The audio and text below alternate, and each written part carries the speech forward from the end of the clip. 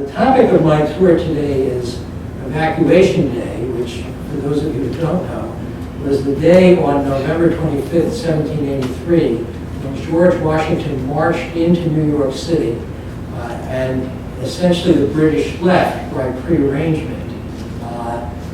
This was a very important event in that this was the last place in the country where the British occupied. So in a sense, Evacuation Day was the final day of the American Revolution and the start of the new American government.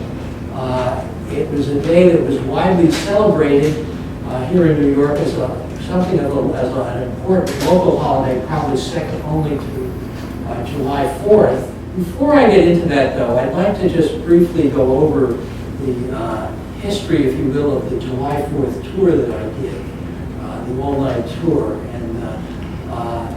And in essence, the starting point, or my starting point for that tour is that, which I say right at the beginning, that New York is just as important as Boston, Virginia, Philadelphia, in the American Revolution and Revolutionary War sites. But most New Yorkers don't realize that. I mean, we don't develop our Revolutionary War history here.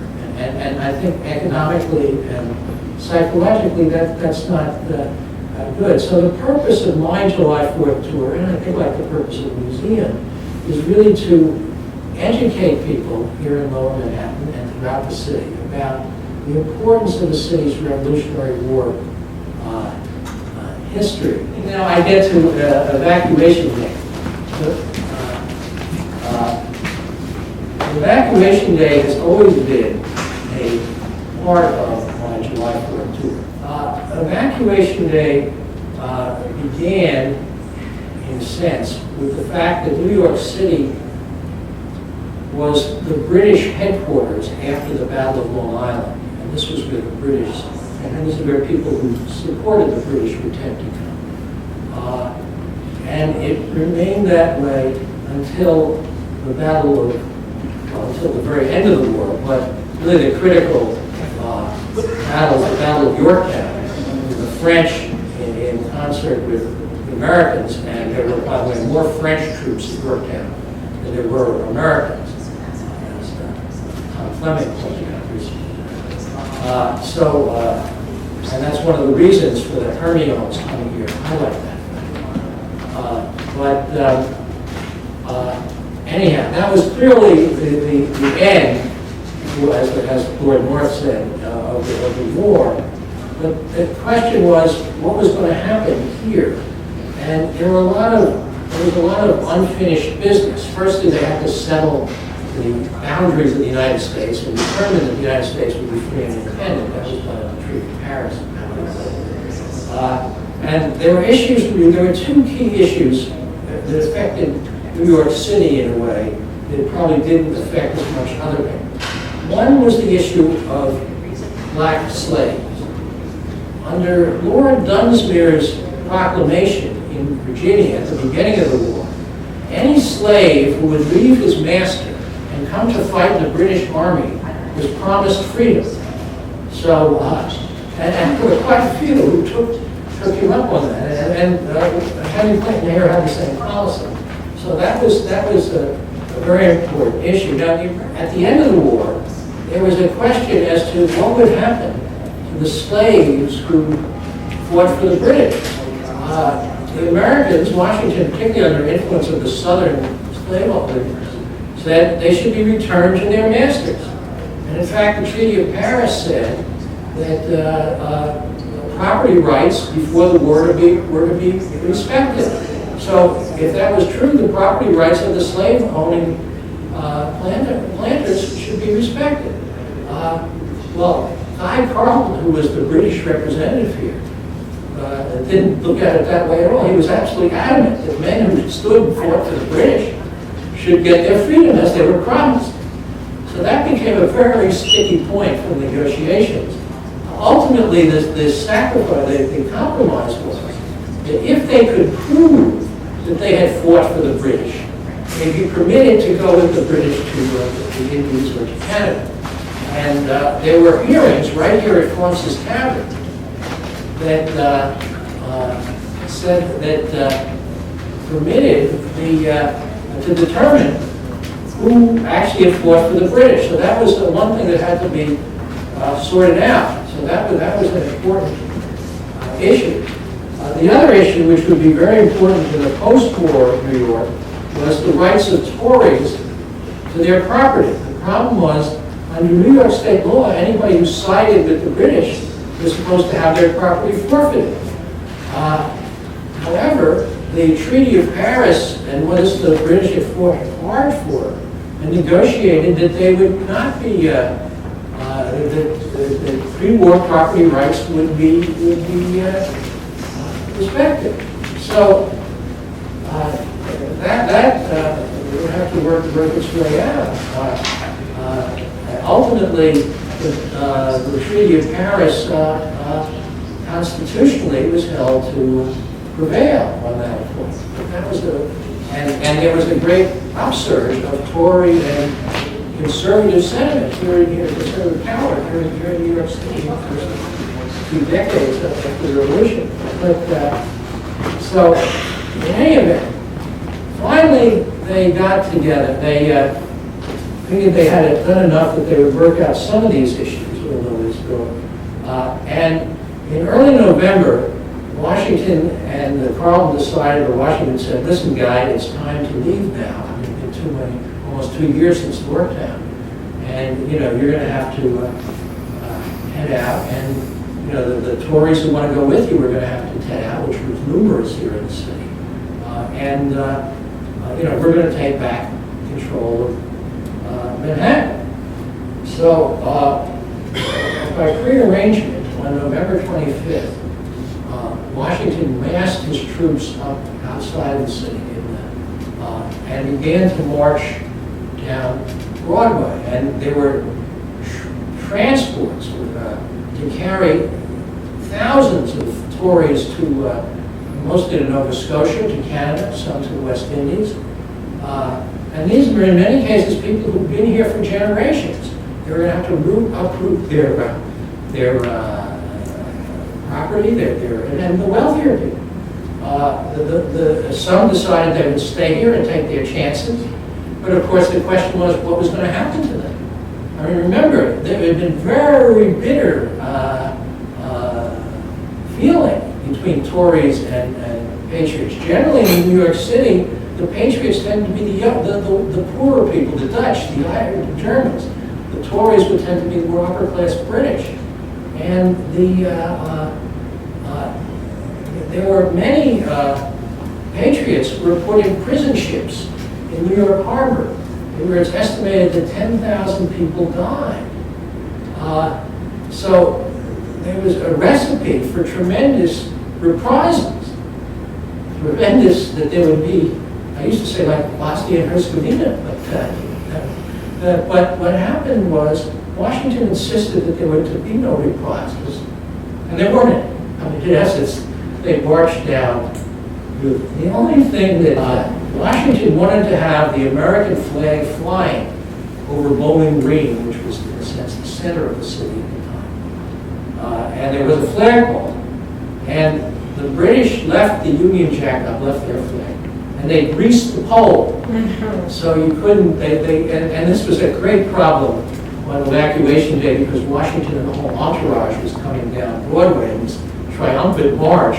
And if they couldn't bring down the flag and put up the American flag, that was a great embarrassment. So what happened was a young soldier named John Van Arsdale bought cleats from a hardware store. You can imagine the consternation among the advanced guard. They had to get Washington. They didn't want to. They didn't want to hold up Washington's march. And he climbed up with the cleats, climbed up the flagpole, pulled down the British flag, and the American flag was raised, and take on mythic proportions in subsequent years, which was in Arsdale's. But it said that there was a collection was taken to which Washington contributed in a hat to give him, for doing this great job. And what happened was, for 100 years thereafter, at every Evacuation Day ceremony, a descendant of the John Van Arsdale would be given the right to raise the flag. Some say to climb up the flagpole. I don't really believe that they put it. But in any event, the Van Arsdale family was so that was, and Evacuation Day was quite important. What happened afterwards, that evening, they went for a sumptuous dinner that was sponsored by Governor George Clinton, right here at FRAUNCES Tavern, right here. And it said that, and there were 13 toasts. Now, the Sons of the Revolution is still old. I don't know for how long, but quite a bit. An Evacuation Day dinner, which I was at last year, where they read each of the toasts. And I'm only going to read 2 of them. May America be an asylum for the persecuted of the earth. So remember, this was George Washington and the Continental Army at the height of the height of their greatest glory, at the height of they had just defeated the British power.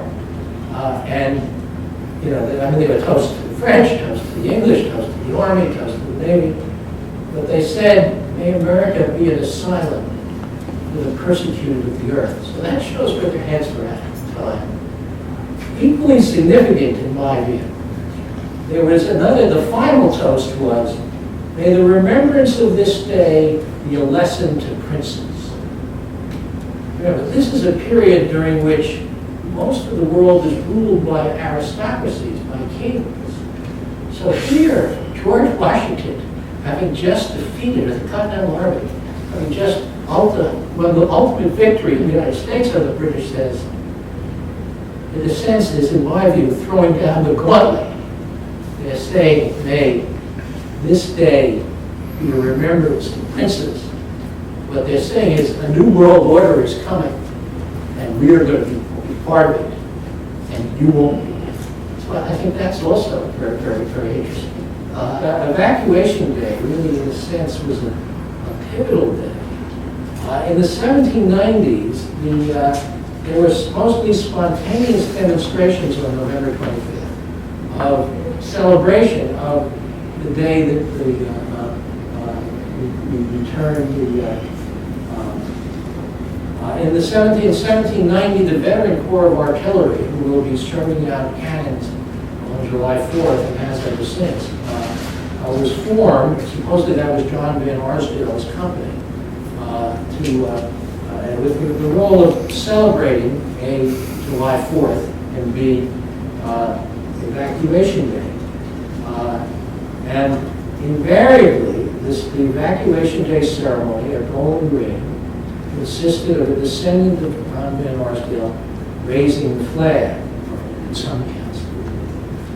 And that was a very important ceremony. It kind of fell into disarray to some extent, it was said, by the 1850s, because there weren't any more veterans of the revolution around. In 1883, on the 100th anniversary of Evacuation Day, there was a huge celebration here in the city. It was virtually the city virtually shut down.